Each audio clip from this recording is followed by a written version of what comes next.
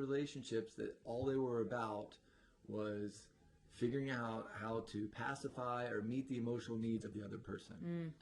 Those relationships were not about me. And those individuals I was in a relationship with, from my experience of them, they weren't in a relationship with themselves. So our dance, if you will, was only singular. It was only about our relationship. So when one thing went wrong in life, it was the destruction and the downfall of everything. Yeah. Right? Yeah. And so coming into this space where you and I started to develop a relationship, I believe it became possible because we both recognized the importance of allowing the other to cultivate the relationship with themselves.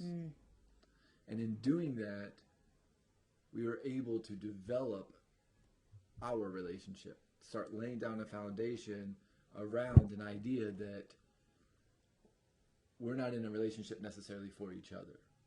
We're in a relationship Also for ourselves. for ourselves. You know, and so I think I just wanted to express that real quickly. And then you were going to say, I cut you No, off. that was really good. That was beautiful. Thank you. I think that's yeah, that's huge. You kind of blew my mind a little bit right there. You blow my mind regularly. You know, there's a Bible verse that, will you say it for me? I've seen the one who sees me. Do you know the whole thing? Oh, I have seen the one who sees me. That is it. Mm-hmm. Cool. And that's one of the first things Julie shared with me that was her favorite Bible verse. And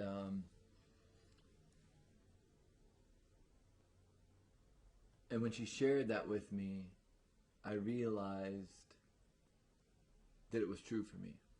I realized that through Julie, I had met someone who saw me. And the only way she was capable of seeing me is because I revealed myself. I revealed who I was. I revealed things with Julie from day one all the way up to now. I'm constantly revealing. I'm constantly revealing. I'm constantly sharing. Here's another layer. Here's another layer. Here's another layer.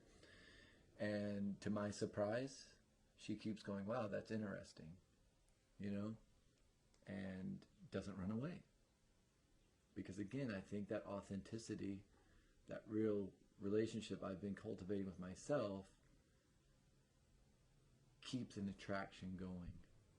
Mm-hmm. You know, and so when Julie shares with me and she shares with me and she shares with me and those layers keeps whittling down to the spirit of who Julie is, I'm attracted to the being that is Julie, not the actions that that being does.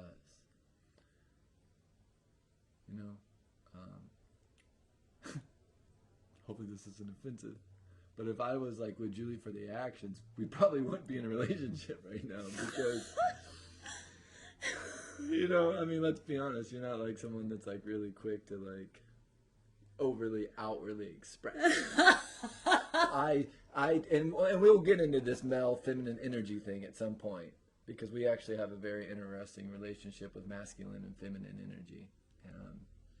But you know, to be able to be in a relationship, I believe requires the ability to see the being. Yes. And I to add to that, to see the being and to welcome all parts of that being. You had mentioned earlier, like, appreciation for all parts of self and each other. And I think that appreciation is not always our first reaction, but I do believe that we can become welcoming to all parts. Sometimes things come out that aren't so beautiful, that aren't so gleaming with bright and shiny things that are easy to appreciate, you know?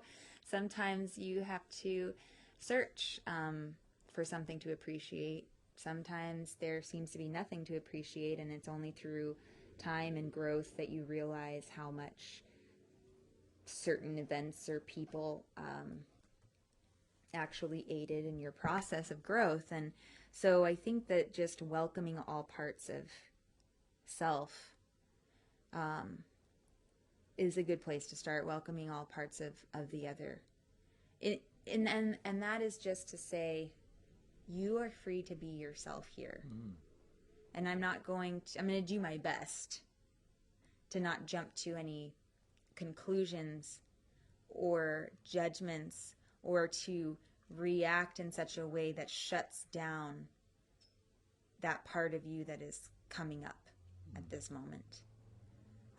And for me, that is really within myself one of the most, I guess, evident parts of my personal journey at this time is welcoming all parts of me. Sometimes there are parts of me that are really frustrated or really stressed out or really not okay.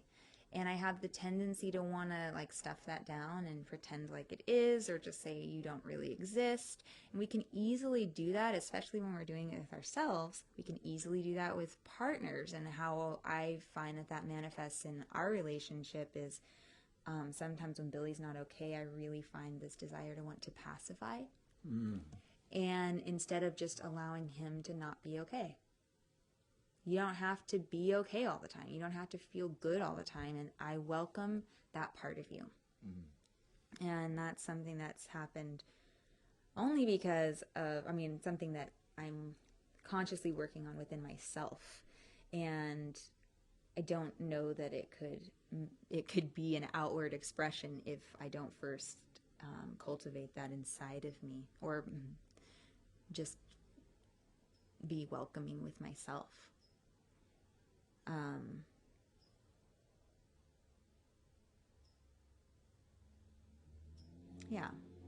Yeah, and to add to that, one of the things that I've listened to Dr. Hawkins, David R. Hawkins, talk about is finding the innocence in the action, and I not only in the action of your partner, but also finding the innocence in your actions, and recognizing that a lot of us at a very young age created reactions that helped us get our emotional needs met, and or you could call it behaviors or patterning, however you like to think about that. There was sort of a defense mechanisms, and at some point, those reactions or those defense mechanisms or those behaviors, they saved us. There's very, very specific things that I could get into from little Billy, and how he saved me.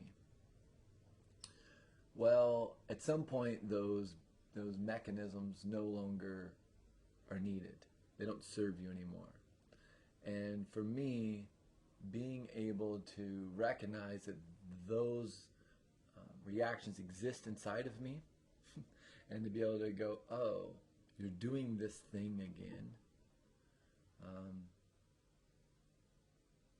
and giving myself grace and say, there was a reason that mechanism was created. There's a certain innocence behind this sort of destructive emotional pattern.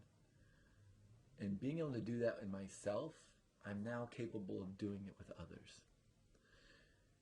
But so going back to this idea of cultivating a relationship with yourself, by cultivating this, like finding this innocence in my behaviors and going, okay, you're safe now. You're developed this relationship with this person who makes an honest attempt to see you as you are, not as your actions are. It helps me to also do the same, return the favor. It helps me to go, I see how Julie's, acting. What's really behind that? But I could have never had that capacity to do that had I not first learned to do that for myself. And so I feel like if you're capable of cutting yourself a little bit of slack sometimes, you know, then you can really begin to understand yourself. And if you can begin to understand yourself, then you can be capable of understanding a relationship. Because understanding yourself is the first steps, in my experience, of developing a personal relationship with yourself. Mm-hmm. And being willing to go, there's nothing wrong with me.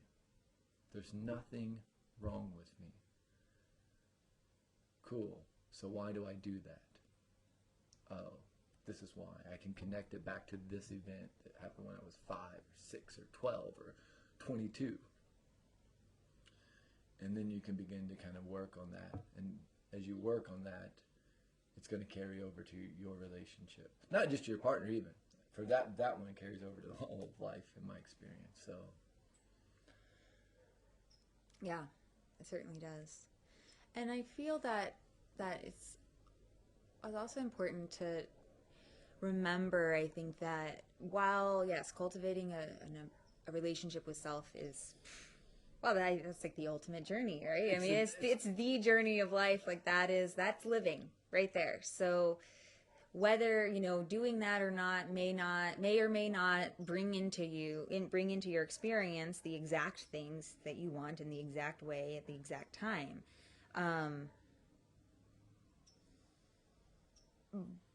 But while maybe we're waiting for that partner to come into our life, I think it really is important to just remember also that there is a lot of value to having human relationships. We are mammals after all, and so just because you don't have like the life partner that you would like to be with, that doesn't mean that you shouldn't cultivate a sense of community where you live, because that is very important.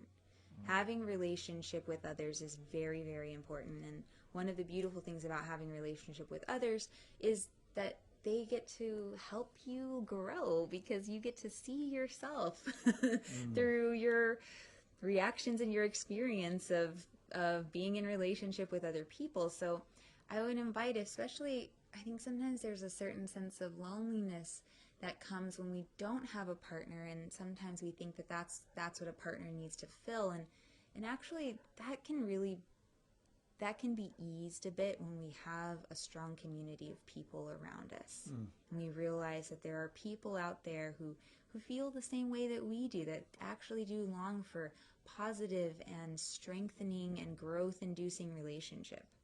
And that doesn't have to be in the form of like a soulmate, so to speak, or a life partner, but that can be in the form of a friend or a community of individuals that helps you grow and that renews your soul and gives you a deeper zest and drive for life and for living. And I think it's really important to have mercy on ourselves and our desire or our need maybe for a sense of community and relationship, because we are, after all, mammals. And that's something that we do carry. Like, we pretty much all have